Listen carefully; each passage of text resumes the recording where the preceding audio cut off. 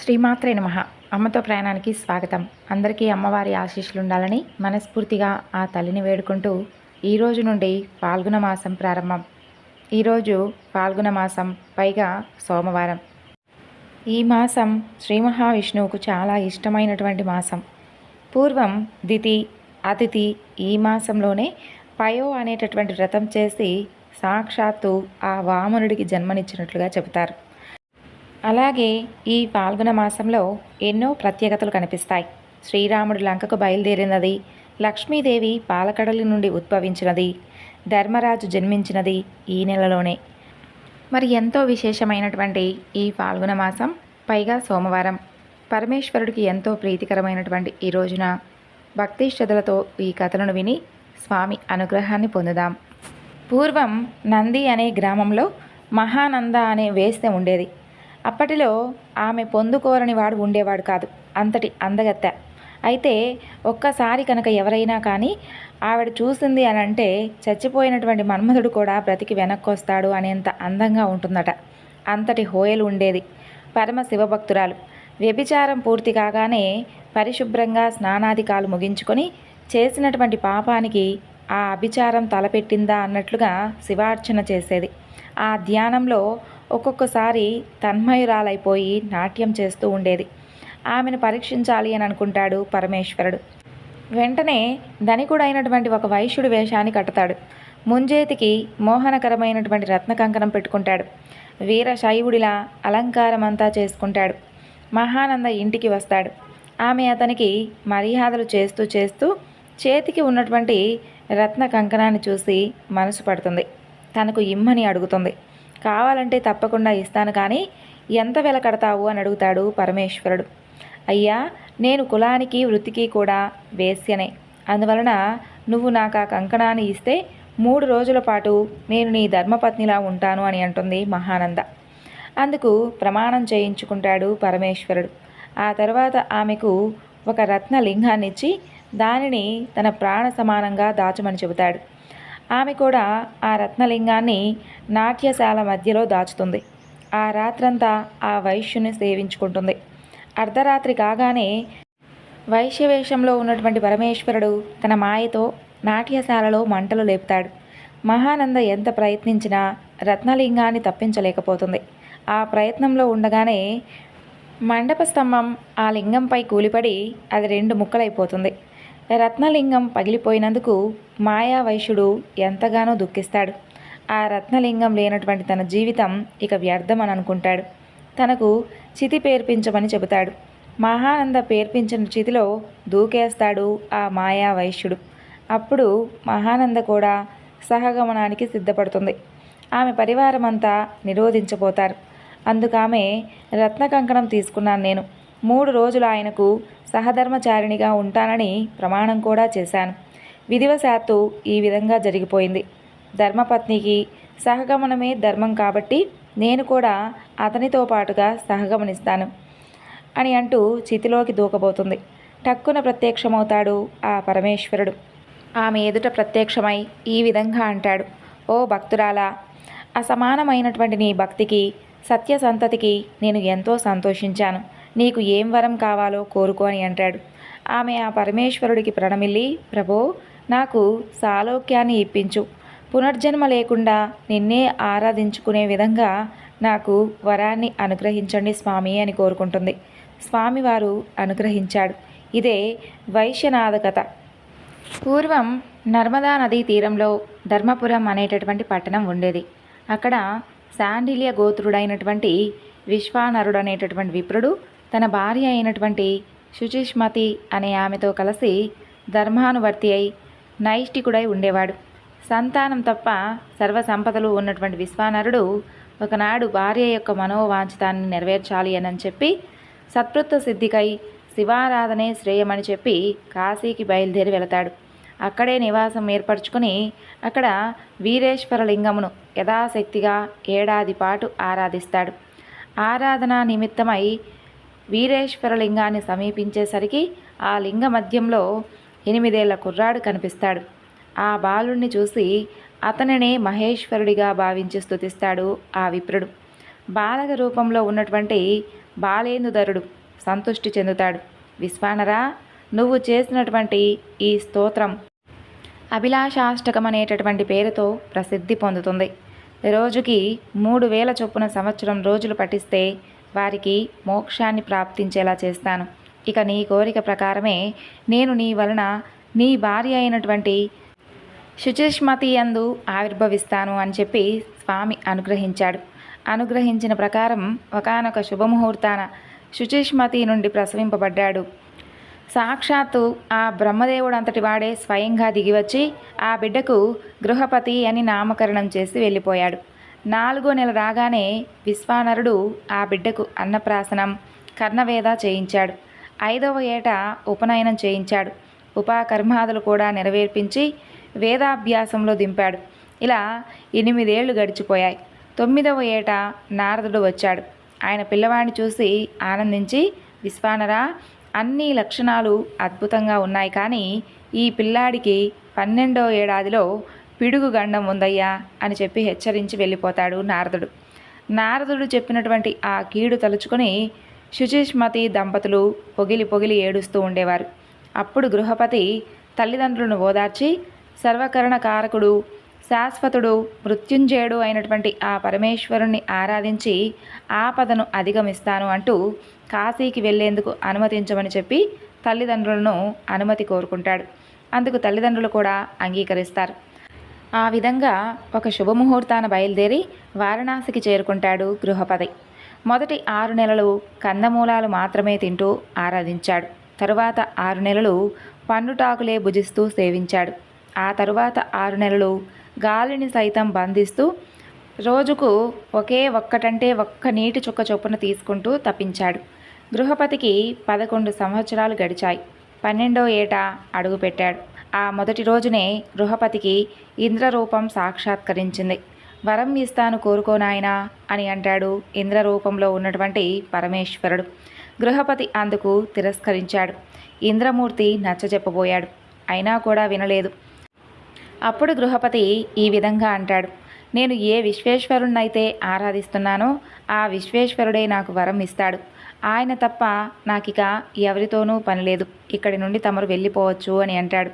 ఆ మాట వింటూనే ఇంద్రమూర్తి వజ్రాన్ని జులిపించి ఆ బాలుడికి చూపించాడు. అది చూస్తూనే నారద వచనం గుర్తొచ్చి గృహపతి స్పృహ తప్ప పడిపోతాడు. ఇక వెంటనే పరమేశ్వరుడు దృశ్యమానుడవుతూ ఆ బాలుడిని తాగుతాడు. ఆ స్పర్శ వలన గృహపతి వెంటనే కోలుకుంటాడు. కళ్ళెదుట ప్రత్యక్షమై ఉన్నటువంటి ఆ పరమేశ్వరుణ్ణి చూస్తూ ఉండిపోతాడు. ఆనందంతో నోట మాట కూడా రాలేదు. కరుణామయుడైనటువంటి ఆ పరమేశ్వరుడు చిరునవ్వు నవ్వుతాడు. నాయనా, నీ మనసు నాకు తెలుసు. నిన్ను పరీక్షించడానికై నేనే ఈ విధమైనటువంటి ఇంద్రమూర్తి అవతారంలో నీకు కనిపించాను. నేను నిన్ను మెచ్చాను. దేవతా స్థానాలన్నిటా శ్రేష్టతరమైనటువంటి అగ్ని పదవిని నీకు ఇస్తున్నాను. ప్రాణులందరిలోనూ జఠరాగ్నివై ఉంటావు. నీ చేత ప్రతిష్ఠించబడినటువంటి లింగం అగ్నీశ్వర లింగం అనే పేరుతో ప్రసిద్ధమవుతుంది. ఆ లింగాన్ని ఆరాధించిన వారికి అగ్నిభయం, వజ్రభయం అస్సలు ఉండదు అంటూ ఆయనకు వరాలిచ్చి అతనిని ఆగ్నేయ దిశాధిపతిగా అభిషేకించి తాను అగ్నీశ్వర లింగంలోకి అంతర్ధానుడయ్యాడు పరమేశ్వరుడు. అందువలనే అగ్నికి వైశ్వానరుడు అనేటటువంటి పదం వాడుకలోకి వచ్చింది. ఈ విధంగా గృహపతి పరమేశ్వరానుగ్రహాన్ని పొంది అగ్ని పదవిని పొందాడు. ఇది అగ్నీశ్వరలింగం వృత్తాంతం. ఇప్పుడు అంధకాసురు వృత్తాంతం గురించి తెలుసుకుందాం. పూర్వం ఒకానొకప్పుడు భక్తవత్సలుడు, సకల దేవతా సార్వభౌముడు అయినటువంటి పరమేశ్వరుడు కైలాసాన్ని విడిచి కాశీ నగరానికి వచ్చాడు. వచ్చి భైరవుణ్ణి నగర రక్షకుడిగా నియమించి పార్వతీదేవితో కూడి అక్కడ అనేక లీలలను ప్రదర్శించాడు. కాశీలో నివాసముంటూ మందర పర్వత ప్రాంతమందలి సుందర దృశ్యాలను చూడగోరి గౌరీదేవితోనూ గణాధ్యక్షులతోనూ కూడి గిరిభూములను చేరాడు. ఒక రోజున శివపార్వతులిద్దరూ వనవిహారం చేసి విశ్రాంతికై ఒక వటవృక్షాన్ని ఆశ్రయించి సరస సల్లాపాలాడుకుంటున్నటువంటి వేళ పార్వతీదేవి పగడాల వంటి తన యొక్క పానీ పల్లవాలతో పరిహాసానికై పరమేశ్వరుడి కన్నులను మూస్తుంది. తక్షణమే జగత్తంతా అంధకార బంధ్రమవుతుంది. శంభుని స్పర్శ కారణంగా శాంభవి యందు ఒకానొక వికారభావం పుట్టి ఆమె అరచేతి యందు మదజలం ఉద్భవిస్తుంది. ఆ జలం ఫాలాక్షుని నేత్రాగ్నిచే తప్పింపజేయబడి ఒక పెద్ద బిందువు రూపంలో జారుతుంది. దాని నుండి వికృత రూపుడు, మహాక్రోధుడు, అంధుడు, భయంకరుడు, కృతజ్ఞుడు, అధిక రోమములు కలవాడు, నల్లనివాడు, జడలు కలవాడు అయినటువంటి ఒక పురుషుడు ఉద్భవిస్తాడు. అతను పాడుతూ, నవ్వుతూ, గట్టిగా ఏడుస్తూ, నాట్యం చేస్తూ, నాలుకను బయటపెట్టి రోదనం చేస్తూ ఇలా అనేకమైనటువంటి వికృత చేష్టలను చేస్తూ ఉంటాడు. అతనే అంధకాసురుడు. స్త్రీ పురుష సంపర్కం వలన జరుగుతున్నటువంటి ప్రస్తుత మైదన సృష్టి ఉన్నదే, ఇది దక్ష ప్రజాపతి నుండి ప్రారంభమైంది. అంతకు ముందు కాలంలో కేవలం సంకల్పం మాత్రం చేత, దర్శనం మాత్రం చేత, స్పర్శ మాత్రం చేత మాత్రమే సృష్టి కార్యం జరుగుతూ ఉండేది. ఈ అంధకాసురుడు కేవలం ఆది దంపతుల స్పర్శ నుండి ఉద్భవించినవాడు. వాడి వికృత రోదనానికి భయపడినటువంటి పార్వతీదేవి, నాదా, అసలు ఈ వికృతాకారుడు ఎవరు, వీడిని ఎవరు సృష్టించారు అని చెప్పి ప్రశ్నిస్తుంది. అందుకు సమాధానంగా పరమేశ్వరుడు, దేవి, నీ స్పర్శ నుండి ఉద్భవించిన వీడు నీ కుమారుడే. వీడిని నీవు, నీ చెలుడు యథానురూపంగా పెంచండి, గణాల బారి నుండి రక్షించండి. వీడు నీ మీద ఆధారపడి ఉన్నాడు సుమా అంటూ సమాధానమిచ్చాడు పరమేశ్వరుడు. పార్వతీదేవి కూడా వాడిని అనేక ఉపాయాలతో రక్షిస్తూ పెంచుతూ ఉంటుంది. అదలా ఉండగా అదే సమయంలో హిరణ్యాక్షుని భార్య సంతానం లేని కారణంగా తన భర్తను తపస్సు చేయమని చెప్పి ప్రోత్సహిస్తుంది. కశ్యపుని కుమారుడైనటువంటి ఆ హిరణ్యాక్షుడు పుత్రార్థి అయి అడవిలో ఉండి పరమేశ్వరుడి గురించి తపస్సు చేయగా ఆయన ప్రత్యక్షమై ఆ రాక్షసుని వరం కోరుకోమని అంటాడు. అప్పుడు ఆ హిరణ్యాక్షుడు, శంకరా, నాకు తగినటువంటి పుత్రుణ్ణి అనుగ్రహించు. సంసార వృక్షానికి ఫలం సంతానం. పుత్రులు లేని వాడికి ఉత్తమ గతులు లేవు. సంసారి అయినవాడు తన తేజస్సును సంతాన రూపంలో చూసుకొని ముచ్చటపడతాడు కదా. ఒక పురుషుడు సంసారి అయి సంతానాన్ని పొందిన తర్వాతనే తండ్రి అవుతున్నాడు. లేని ఎడల కేవలం భర్తగానే మిగిలిపోతున్నాడు. కాబట్టి హే రుద్ర, నాకు ఉత్తమమైనటువంటి పుత్రుణ్ణి అనుగ్రహించు అని చెప్పి కోరుకుంటాడు. దానికి పరమేశ్వరుడు అతని కోరికకు సంతోషించి, ఓ దానవవీర, నీకు పుత్ర సంతాన యోగం లేదు. పార్వతీ పరమేశ్వరులైనటువంటి మాకు అంధకుడనేటటువంటి కుమారుడు ఒకడున్నాడు. వాడు నీకు తగినవాడు. వాడిని నీకు దారాదత్తం చేస్తున్నాను. నీ కుమారుడిగానే పెంచుకో అంటూ వరాన్ని అనుగ్రహించి అంధకుణ్ణి అప్పజెప్తాడు. అంధకుని వెంటబెట్టుకుని హిరణ్యాక్షుడు పుత్రగర్భంతో దేవతలందరినీ జయించి ఈ భూమిని రసాతలానికి మోసుకుపోతాడు. తండ్రి కొడుకుల విపరీతమైనటువంటి చర్యలకు భయకంపితులైనటువంటి దేవతలందరూ శ్రీ మహావిష్ణువును ప్రార్థింపగా ఆయన సర్వయజ్ఞాత్మకము, భయంకరము, శ్రేష్టము అయినటువంటి యజ్ఞ వరాహ అవతారాన్ని ధరించి హిరణ్యాక్షుణ్ణి తన యొక్క సుదర్శన చక్రధారలకు ఆహుతి చేసి తన పంటికోర మీద ఈ జంబూద్వీపాన్ని నేరేడు పండువలే నిలబెట్టి పూర్వస్థానంలో ఉంచి అంధకుని రసాతలానికి అధిపతిని చేసి పట్టాభిషేకం చేశాడు. హరి యొక్క అద్భుత చర్యకు సుపర్వులు మహదానందవరితులై శ్రీ మహావిష్ణువును స్తుతించారు. సకల ప్రాణులు సుఖించాయి. ఆ విధంగా అంధకాసురుడు రసాతలానికి అధిపతిగా పట్టాభిషిక్తుడయ్యాడు. అయితే హిరణ్యాక్షుని కుమారుడైనటువంటి ఈ అంధకుణ్ణి అతని సోదరులు, అంధుడవైనటువంటి నీకు రాజ్యం ఎందుకు అని చెప్పి పరిహసించి అతని రాజ్యాన్ని హస్తగతం చేసుకుంటారు.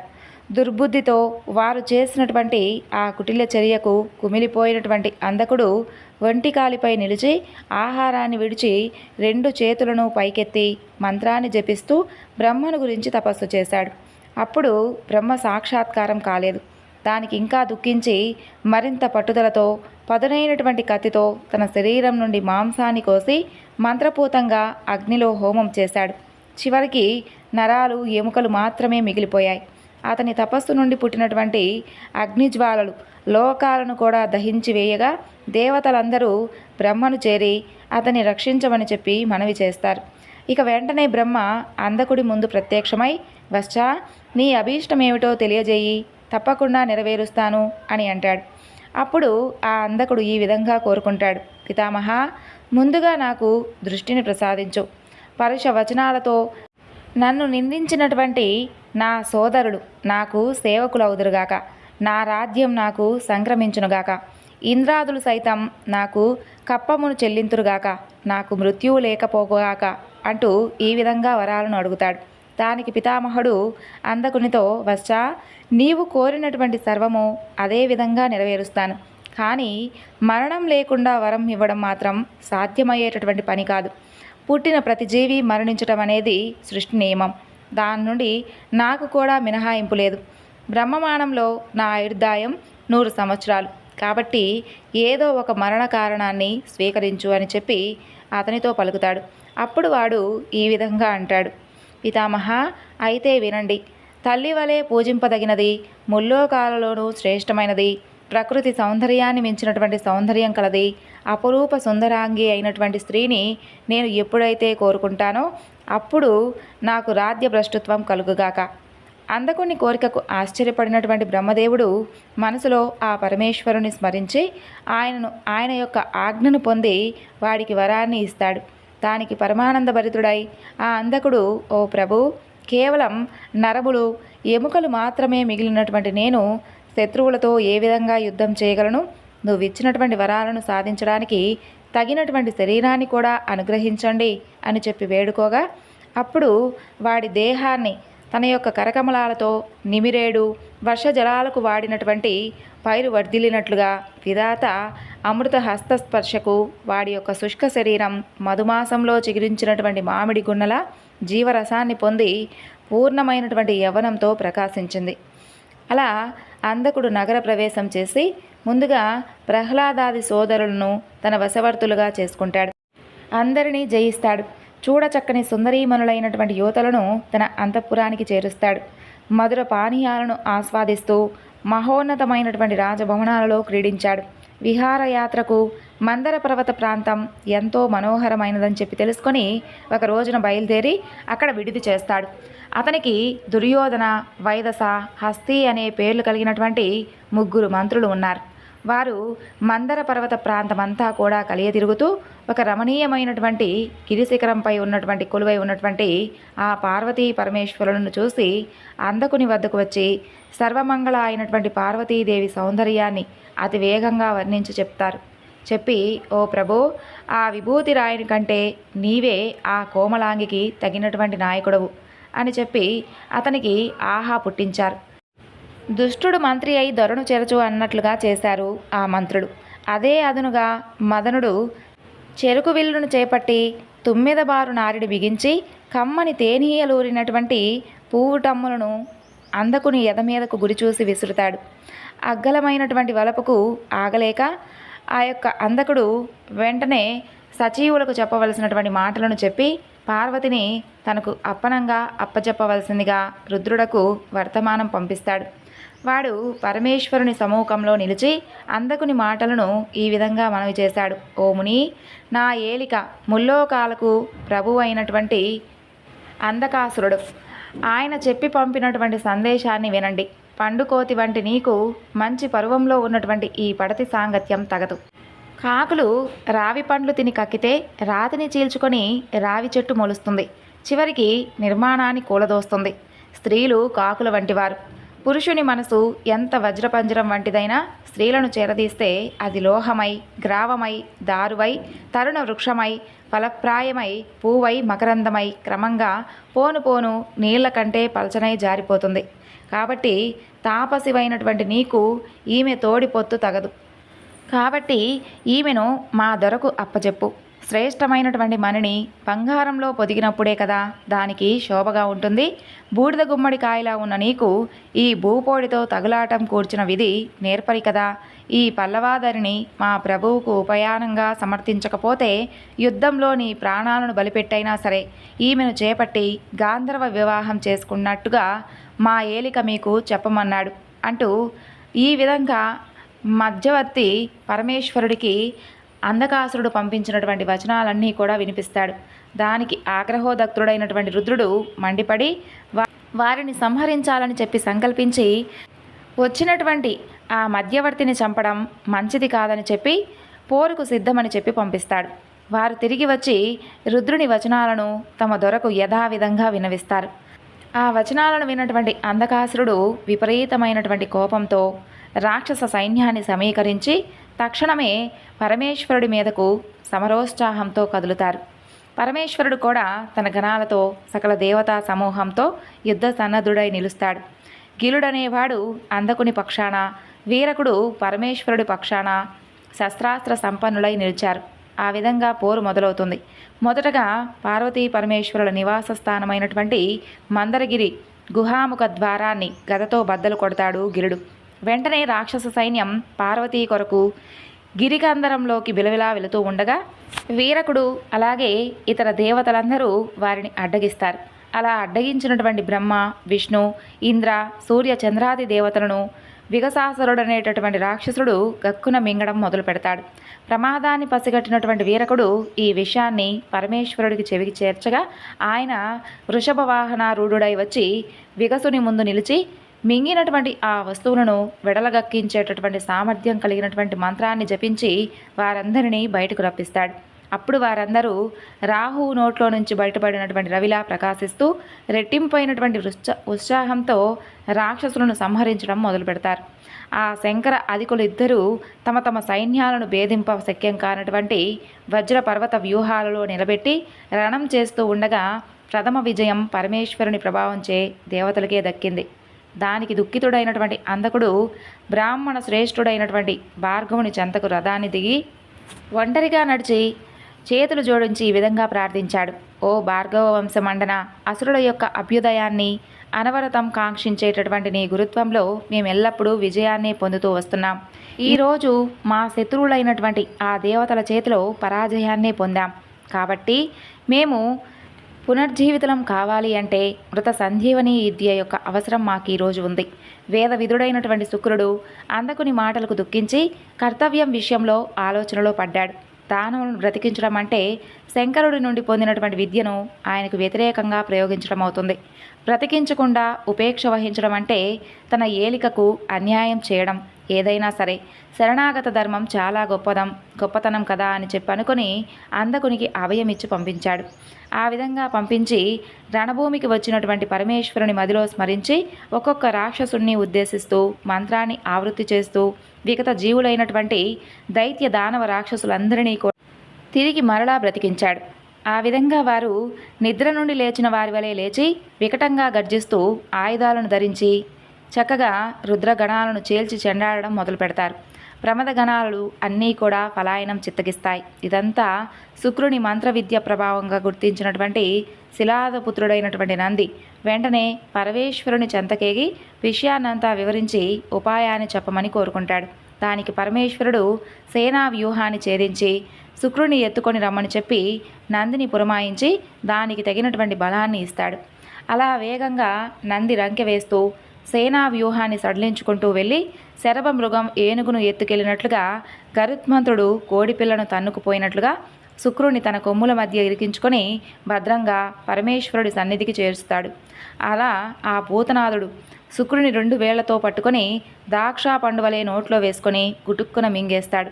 కాలకుటాన్ని మింగినటువంటి నీలకంఠుడుకు శుక్రుడు ఎక్కువ.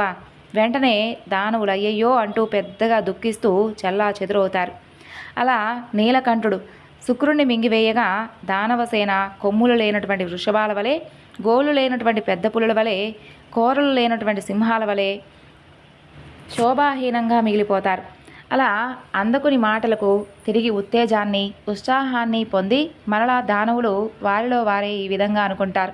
మనకు ఆయుర్దాయం ఉన్నంత వరకు ప్రమదులు మనల్ని జయింపలేరు. ఆయుర్దాయం లేనప్పుడు మన ప్రభువును విడిచి వెన్ను చూపితే మనకు అపకీర్తి కలంకమే అంటుకుంటుంది. ఆ విధంగా పరమేశ్వరుడు త్రిశూలాన్ని చేతపట్టి పిడుగు భూమిలోకి ఏ విధంగా చొచ్చుకుపోతుందో ఆ విధంగా వాడి గుండెల్లో త్రిశూలాన్ని గుచ్చి అంతరిక్షంలో నిలబెడతాడు. వాడప్పుడు శాంతించి నిశ్చేష్టుడై ఉండిపోతాడు. వాడి శరీరం సూర్యకిరణాలకు తపిస్తూ వర్షానికి తడుస్తూ జీవాలను ధరించి అలాగే ఉంటుంది. వాడు మాత్రం పరమేశ్వరుణ్ణి నిర్విరామంగా ధ్యానిస్తూ ఉంటాడు. ఉమాపతి ఉదరం నుండి భార్గవుడు బయటపడిన వేళకు అంధకుడు స్వామిని ధ్యానిస్తూ ఉంటాడు. ఓ రాక్షసరాజా, నీ శమధమలాలకు, నియమ పాలనకు, శౌర్య ధైర్యాలకు సంతోషించాను. నీవు 3000 సంవత్సరాలు శూలాగ్రం మీద ఉండి ప్రాణాలను ధరించి నన్ను ధ్యానిస్తూనే ఉంటావు. నీ దోషాలన్నీ నశించాయి. నీకు ఏం వరం కావాలో కోరుకో అని అంటాడు పరమేశ్వరుడు అంధకుడిని. ముక్కంటి పలుకులకు ఎంతో సంతోషించినటువంటి ఆ అంధకుడు మోకాళ్ళపై నిలబడి చేతులు జోడించి ఆనందాశ్రువులు చెక్కిళ్లపై జారుతూ ఉండగా గద్గదమైనటువంటి స్వరంతో ఇలా అంటాడు: హే భగవాన్, నీ యథార్థ స్వరూపాన్ని తెలుసుకోలేక మూఢుడైనటువంటి నేను నీ విషయంలో చేసినటువంటి అతి నిందిత కర్మలను క్షమించు. ప్రకృతి స్వరూపిణి లోకమాత అయినటువంటి ఈ పార్వతీదేవి విషయంలో కామదోషకృతమైనటువంటి నా తప్పులను మన్నించు. నేను దీనుడను, నీ భక్తుడను. నన్ను అన్నింటా క్షమించి రక్షించు. అజ్ఞానాన్ని తొలగించేది, అధర్మాన్ని ధ్వంసం చేసేది, అనర్థాన్ని రూపుమాపేది, దుఃఖాలను శాంతింపచేసేది నీవే కదా స్వామి. ఇక దీనులకు దిక్కైనది తమరే. తల్లి, జనని, త్రిలోక పావని, నీ అదరపుటాన్ని ఆశ్రయించి ఉన్నటువంటి అమృతానికి ఈ అంధకాసుర వైరి ఈశ్వరుడగుగాక. నీ పాద కమల సేవాలబ్ధ మకరందం నీ భక్తులమైనటువంటి మాకు చాలు తల్లి. అమ్మా, ఆనాడు ఈ అర్భకుణ్ణి చేరదీసి ఆదరించింది నువ్వే. దానవునికి అప్పగించి దూరంగా పొమ్మనది నువ్వే. ఈనాడు చెంతకు చేర్చుకొని వంతులు తీర్చి పునర్జన్మను ప్రసాదించింది నీవే. ఓ ఆది దంపతులారా, దేవతలతో వైరాన్ని మాని శాంతాన్ని పూని యోగినవుతాను. మీ గణాలతో కలిసి సాలోక్యాన్ని పొందుతాను. దానవ స్వభావం నుండి విముక్తిని కల్పించండి. ఈ విధంగా అంధకుడు పలికి తరువాత మిన్నకుండిపోతాడు. పరమేశ్వరుడు అతనిపై ప్రసన్నమైనటువంటి దృక్కులను ప్రసరించగా పార్వతీ చెంతకు చేరదీసి కరకమలాలతో శిరస్సు నిమురుతుంది. అంధకుడు గణాధ్యక్షుడవుతాడు. ఇదే పార్వతీ పరమేశ్వరుల నుండి ఆవిర్భవించినటువంటి అంధకాసురుని యొక్క వృత్తాంతం. ఈ వృత్తాంతాన్ని ఎవరైతే వింటారో, వినిపిస్తారో వారికి పరమేశ్వర అనుగ్రహం ఉంటుంది అంటూ సాక్షాత్తు పరమేశ్వరుడే చెప్పినటువంటి కథ ఇది. మనందరికీ కూడా పార్వతీ పరమేశ్వరుల అనుగ్రహం ఎల్లవేళలా ఉండాలని మరొకసారి ఆ స్వామిని వేడుకుంటూ ఈ వివరణను ఇంతటితో ముగిస్తున్నాను. సర్వం శ్రీ లలితార్పణమస్తు. స్వస్తి.